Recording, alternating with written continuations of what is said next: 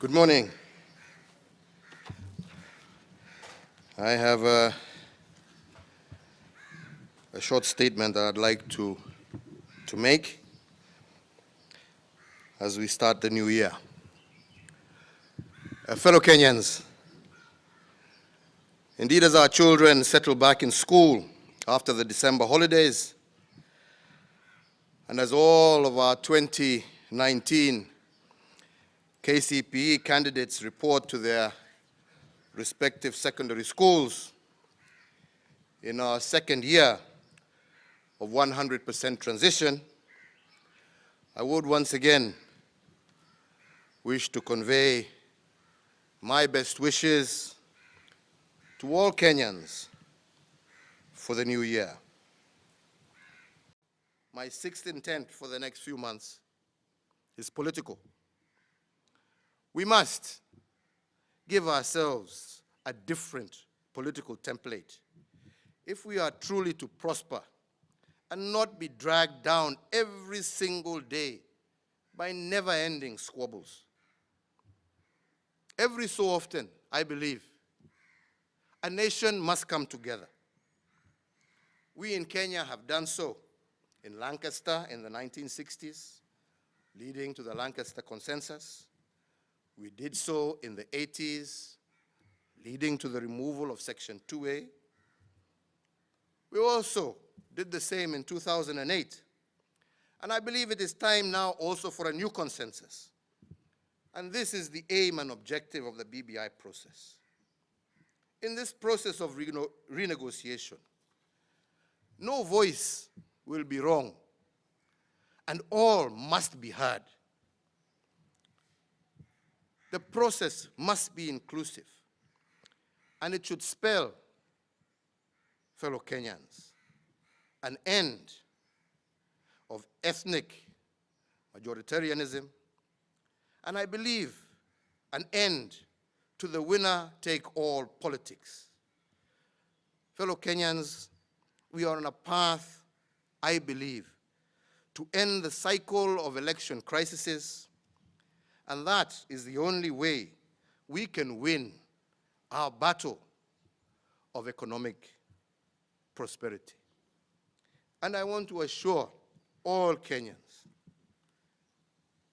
for me, I am not against any single person, but I am for 47 million Kenyans to take the next step forward.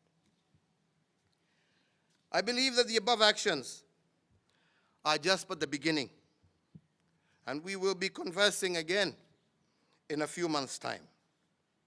And I want to be held accountable for delivering on the intentions that I have declared. And I want every leader in our country, at every level, to stand and work to make the lives of our people better and indeed much more hopeful. Today I direct the Ministry of ICT to work with stakeholders to resolve the legacy issues that have plagued rights holders for decades in this country. I am pleased to note that already progress has been made and arrangements have been reached between all the key stakeholders.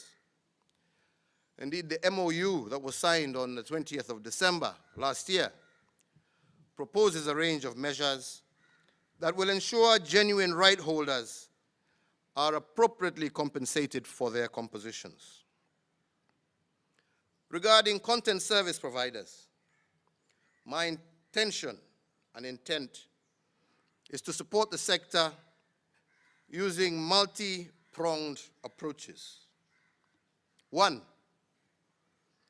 the current sector structure, which comprises of content service providers who work with digital platforms such as Skiza and Viusasa, will be eliminated. And this is because they sit outside the collection management organizations. My practical direction on this is to have all right holders register on the National Rights Registry. To receive royalties, content service providers will be required to channel all payments of royalties through a single, centrally managed account at the Kenya Copyright Board. And this will enable oversight by the regulator and ensure that the collection and distribution accounts are easily auditable. The Kenya Copyright Board, with the assistance of the Ministry of ICT, has already reviewed and agreed on the tariffs for 2020. These tariffs are to be gazetted and will form the basis on which compliance will be monitored. So therefore, in this regard, I direct the Ministry of ICT in consultation with the Attorney General's office to ensure that this new tariff structure is gazetted within the next 30 days. Further, I direct the Ministry to remove conditions requiring digital platforms to only work through licensed content service providers. This will enable musicians to work directly with platforms such as Skiza. Over the next few months, as I said towards the end of last year, I shall be coming to you with further actions. This work will be carried out by the framework I established last January in 2019 to coordinate and to expedite the implementation of programs and projects with potential to transform the lives of our people. This framework, outlined in the Executive Order Number 1 of 2019, provides a structured one government approach to the implementation of national government programs and is intended to enhance efficiency, speed of delivery, and reduce wastage and leakage of public resources. I am indeed pleased to note that under this framework, major progress has been made in unblocking various constraints to delivery, streamlining processes, and fast-tracking implementations in areas such as cargo logistics, contracting, local content and procurement, and processing of payment for works of goods procured by government. I take this opportunity to thank all those cabinet secretaries, principal secretaries, governors, regional and county commissioners, and all administrators, and indeed the private sector and other stakeholders who have worked as a team to deliver on these key milestones. I today seek the indulgence of our judiciary. And I do so because I strongly believe that no administration in the history of this country has prosecuted corruption cases the way I have done. From ministers to governors, senior government officers, procurement officers, I have been on the front line. And since I respect the principle of separation of powers, I have no power of convicting the accused. We have done our part, and I will continue to do so. Now the judiciary should give us convictions as an indication that we are winning this war. And to that extent, I think it is a shame on our country that we prosecuted a case against drug traffickers in our country and we couldn't get a prosecution. And within a year of them being arraigned in the United States, they have been jailed for no less than 25 years. That is something that our judiciary should come to terms with. I must note that our fight against corruption has given one joyous result, and that is deterrence. Public officers today are now reluctant to engage in corrupt practices because they are indeed afraid. And instead of dealing with corruption after it has happened, Our fight against corruption has ensured that we now, today, fight it at source. More must be done, and indeed I direct our National Intelligence Service to undertake a rigorous review of all cartel groupings that have become leeches sucking away at the blood and sweat of hardworking Kenyans. And I want the review to pay particular attention to cartels operating in the public system of budgeting, procurement, regulation, and the illegal rigging of markets. It should also put the agricultural sector under the microscope. And once this review is completed, I further direct that the DCI should take the necessary action, working alongside the Director of Public Prosecutions, to confront these cartels with every single instrument available to us. We cannot be a country anymore where those who work hard are robbed of their profit by those who are too lazy to invest and produce. And this is why I am and will continue the fight against corruption to ensure that the fruits of our labor fill every heart with thanksgiving, as indeed stated in our national anthem. I invite all Kenyans to join us, to continue working with us in this most noble effort. The primary thrust of that strategy shall be economic. And it's for the reason that the economy is what we want to be a much more important focus than politics.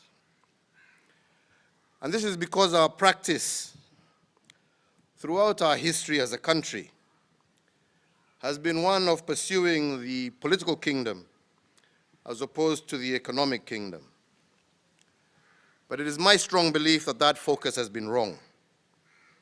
And it is for this reason that we still have remnants of poverty, despite years of progress that we have made.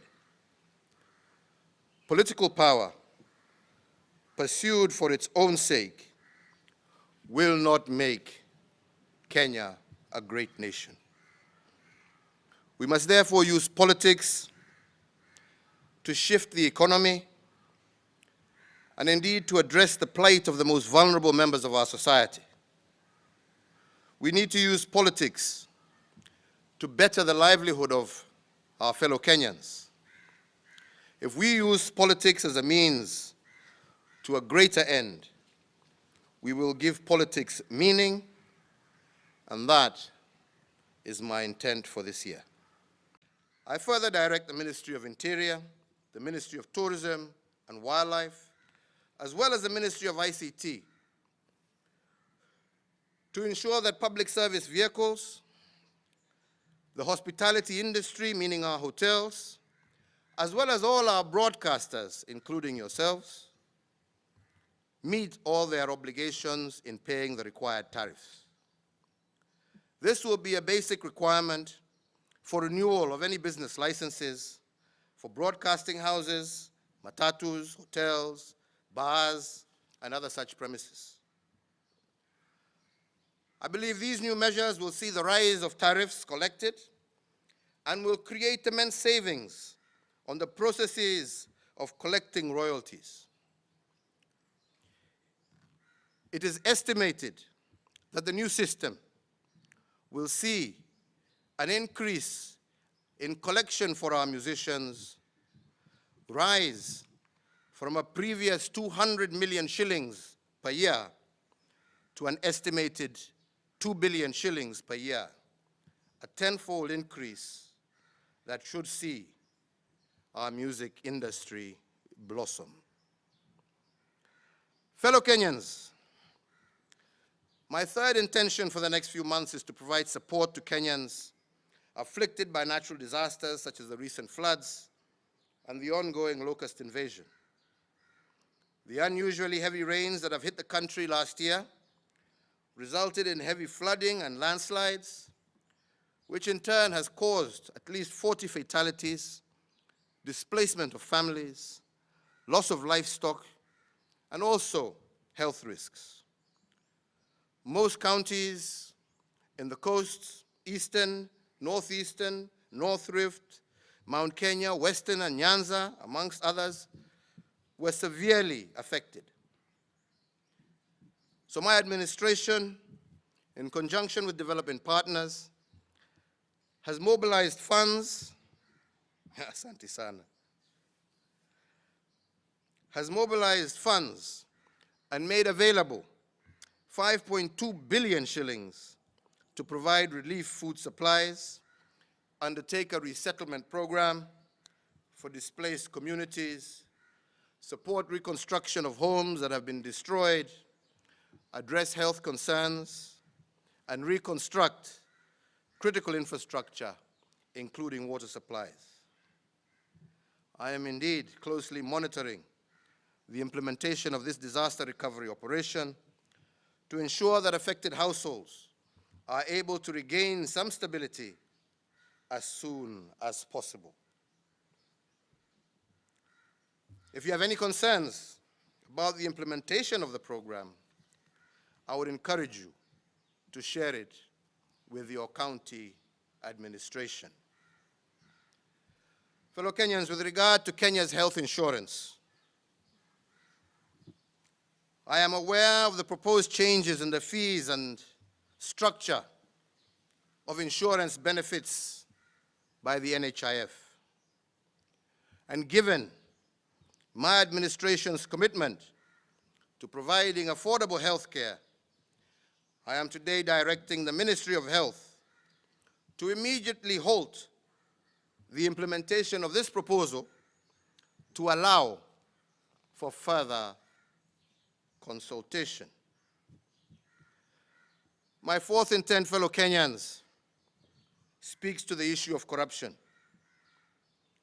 Fellow Kenyans, I want to renew my pledge to you on this fight. I will not turn to the left or right. I will not soft pedal or back pedal, nor be intimidated. I will make no covenants with evildoers, neither will I show mercy to those who rig our markets in order to enrich themselves. So going forward, I have directed the National Treasury, the Ministry of Trade and Industry, the Ministry of Agriculture, and the Attorney General to finalize and gazette the newly developed Tea Regulation 2019 within the next 2 weeks. These regulations include establishment of the Green Leaf Pricing Formula Committee to determine the formula for pricing of green leaf. Further, the establishment of a self-sustaining stabilization fund to cushion farmers against price fluctuations and ensure implementation of guaranteed minimum returns, the establishment of the Kenya Tea Council and the regulation of the volumes of tea sold through the auction and through direct sales, direct contracts to be set at 80% and auction at 20%. Fellow Kenyans, the same problems of governance, conflict of interest, and scrupulous buying methods that have bedeviled our tea sector are also very similar to those in the coffee sector. The Coffee Task Force, which I established in 2016, has completed its work, and I am aware that the recommendations have not yet been implemented. So today again, I direct the Ministry of Agriculture to immediately implement the task force recommendations. In addition to the above measures for the coffee sector, I have directed the National Treasury to immediately operationalize the 3 billion shilling Cherry Revolving Fund within the next 30 days to cushion farmers from delayed payments and enable them to access finance to meet their daily cash flow requirements while awaiting payments for their produce. So therefore, going forward, and in line with the strategy I have outlined above, and in order to continue enhancing service delivery and make it more efficient, more focused, and better to the Kenyan people, I intend to make certain changes and reorganize government as follows. I have moved the State Department of Cooperatives from the Ministry of Industrialization, Trade, Enterprise Development and Cooperatives to the Ministry of Agriculture, Livestock and Fisheries, and renamed them as the Ministry of Industrialization, Trade and Enterprise Development, the Ministry of Agriculture, Livestock, Fisheries and Cooperatives to allow for better management. I have moved the State Department of Youth Affairs from the Ministry of Public Service, Youth, Gender, to the Ministry of ICT and Innovations, and renamed them as the ministries as the Ministry of Public Service and Gender, and the ICT as the Ministry of ICT, Innovation and Youth Affairs. I have also made the following nomination for consideration by the National Assembly. 1, the Honorable Mutahi Kagwe as Cabinet Secretary for Health. Ms. Betty Maina as the Cabinet Secretary for Industrialization. Ambassador John Weru as the Principal Secretary for Trade. Dr. Juan Ouma as the Principal Secretary for Vocational and Technical Training. Ms. Mary Kimonye as the Principal Secretary for Public Service. Ambassador Simon Nabukwesi as the Principal Secretary for University Education and Research. Mr. Solomon Kitungu, Principal Secretary for Transport. Mr. Enoch Mumanyi Onyango as the Principal Secretary for Physical Planning. I have also today reassigned duties of Cabinet Secretaries and Principal Secretaries as follows. 1, Ambassador Rachel A. Omamo as the Cabinet Secretary for Foreign Affairs. Ms. Cicely K. Kariuki as the Cabinet Secretary for Water, Sanitation and Irrigation.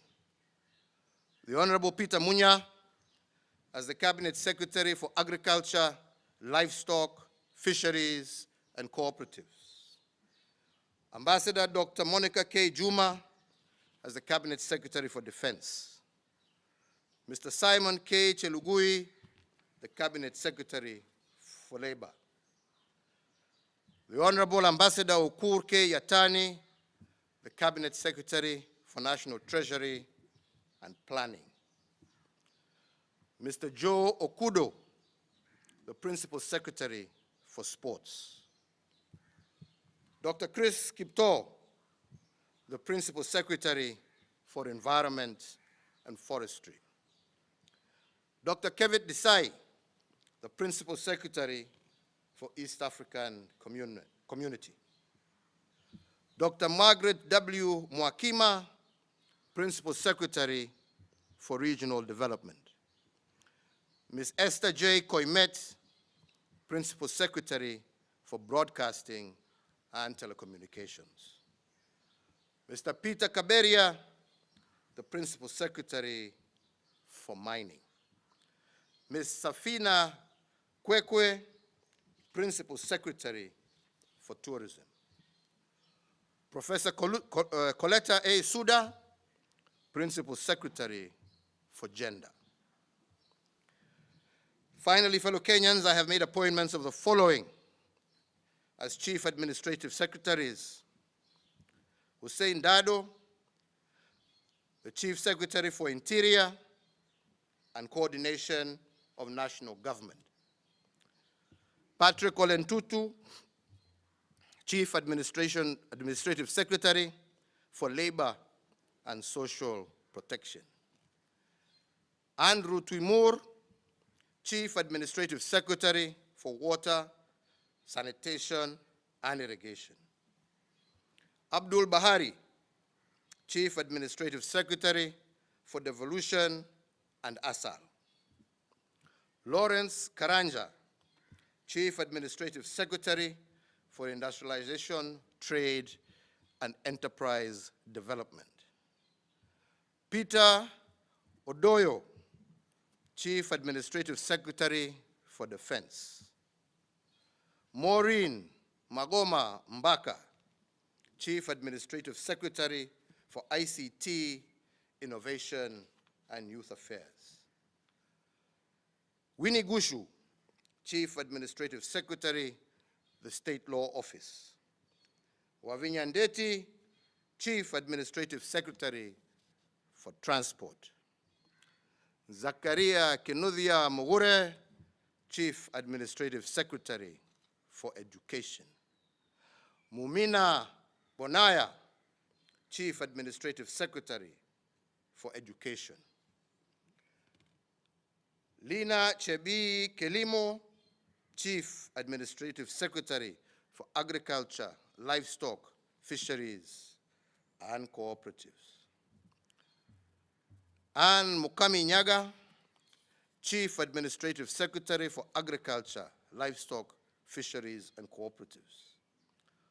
Mercy Mwangangi, Chief Administrative Secretary for Health.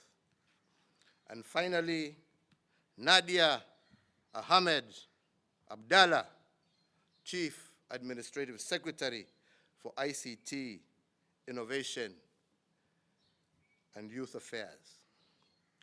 I would want Kenyans to note that 7 of these appointments to the position of Chief Administrative Secretary are young Kenyans, some below the age of 30. These Chief Administrative Secretaries, I hope, will work and indeed understudy their more experienced colleagues in government with the aim of readying themselves to assume senior leadership positions in the near future. I expect that these young trainee ministers, so to speak, will be a model to all their fellow young people and also instill, preach the high ideals of patriotism, excellence in public service, and most importantly, integrity. I congratulate each and every one of them for this appointment, and indeed, I look forward to working with all of them. My intent first is also to focus on milk, potatoes, rice, and banana producers in the agricultural sector.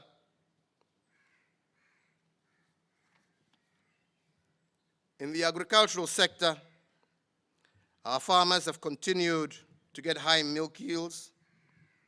However, due to the excess supply, they are receiving very low prices for their milk. As a result of these high yields and low prices, we have managed to get a much better and much clearer understanding of the situation. And this situation has been exacerbated by the inclusion of powdered milk, which is smuggled into Kenya from outside our East African region. This has caused financial hardship to dairy farmers. As part of my intent and pledge to milk farmers, I have given 3 very practical directives. 1, I have directed the National Treasury to release 500 million shillings to the new KCC to purchase excess milk from farmers and to convert this milk into powder for future use. 2, I have also directed the National Treasury to release a further 575 million shillings to the new KCC for 2 milk plants, one in Nyeri and another in Uhuru, to enhance their processing capacity. In sum, my intent is to boost the milk industry with 1 billion Kenya shillings in the immediate run as a way of supporting their efforts. We have also said that in order to protect our milk producers from illegal imports, I have also directed the National Treasury to impose a 16% VAT tax on all milk products that have originated from outside the EAC, the East African Community, and I have further directed KEBS, Customs, and the DCI to impound any powdered milk or milk products that does not meet our Kenyan standards.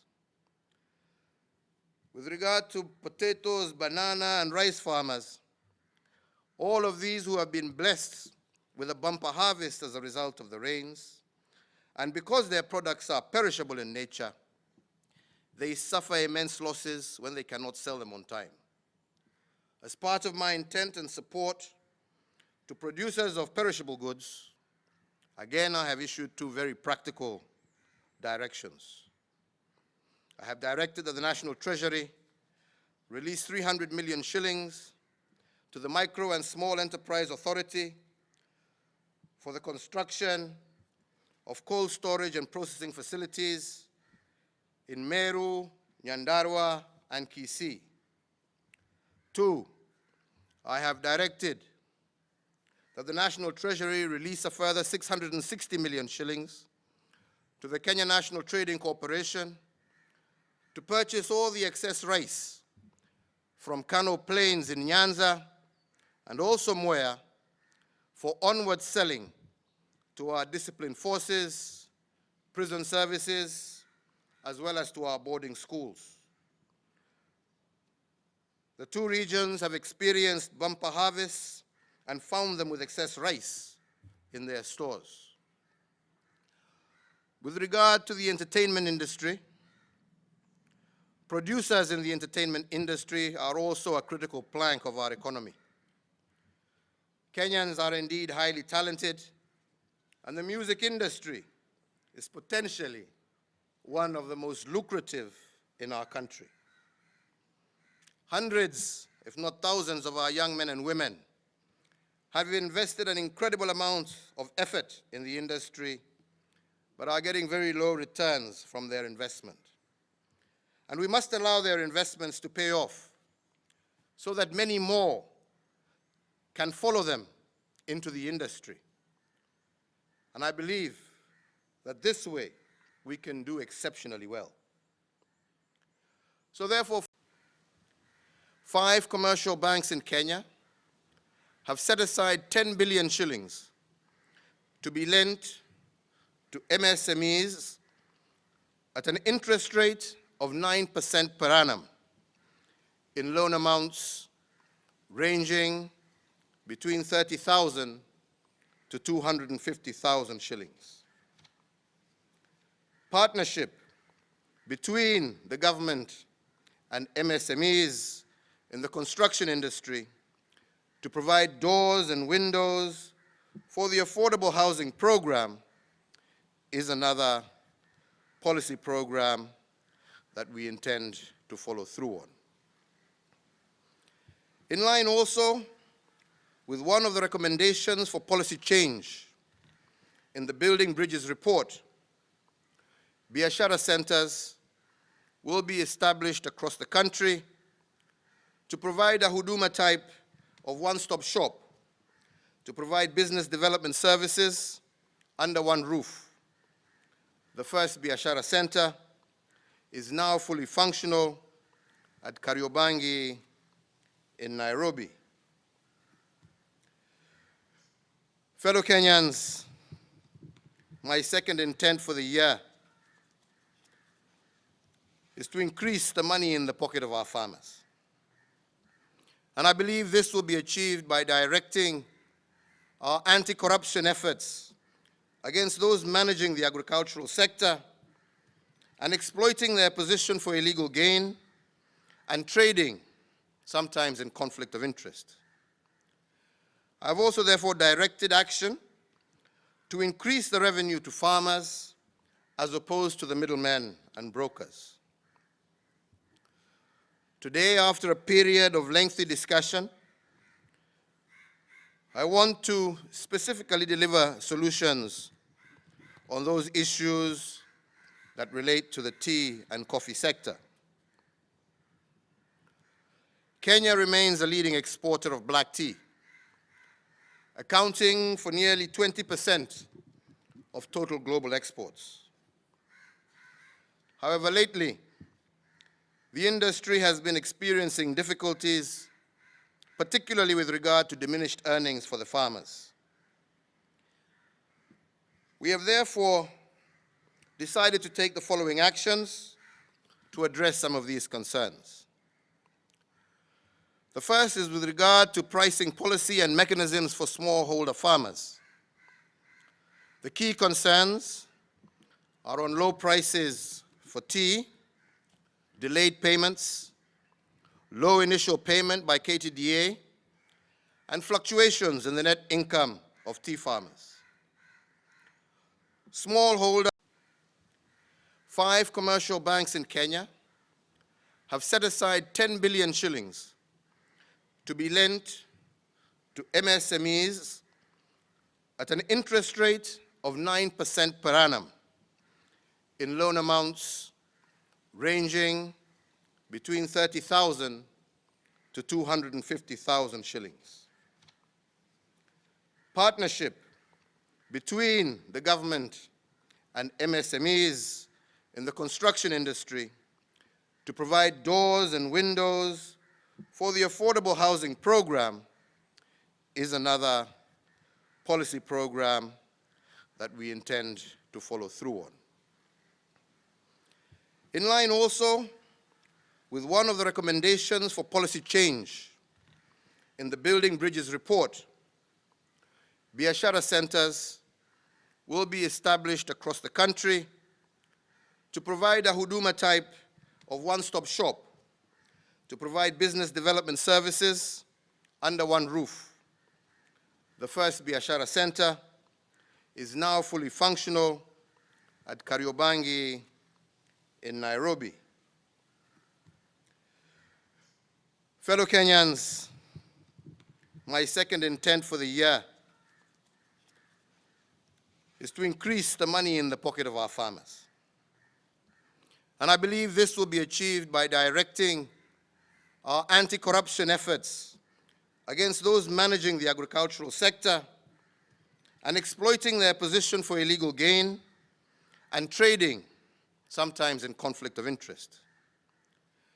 I have also therefore directed action to increase the revenue to farmers as opposed to the middlemen and brokers. Today, after a period of lengthy discussion, I want to specifically deliver solutions on those issues that relate to the tea and coffee sector.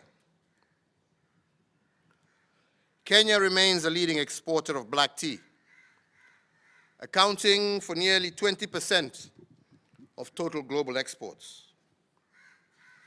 However, lately, the industry has been experiencing difficulties, particularly with regard to diminished earnings for the farmers.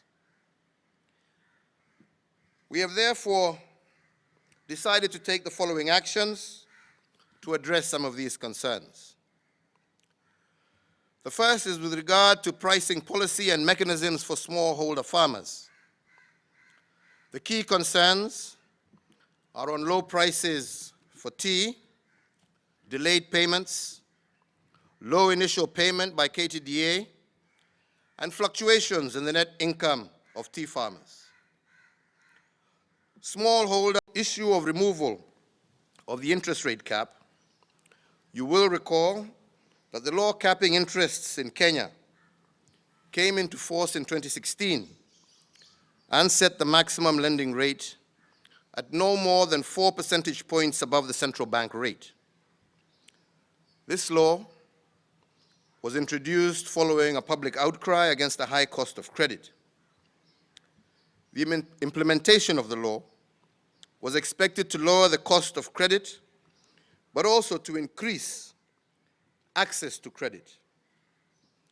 Unfortunately, the law had the opposite effect on the economy and reduced the amount available for credit.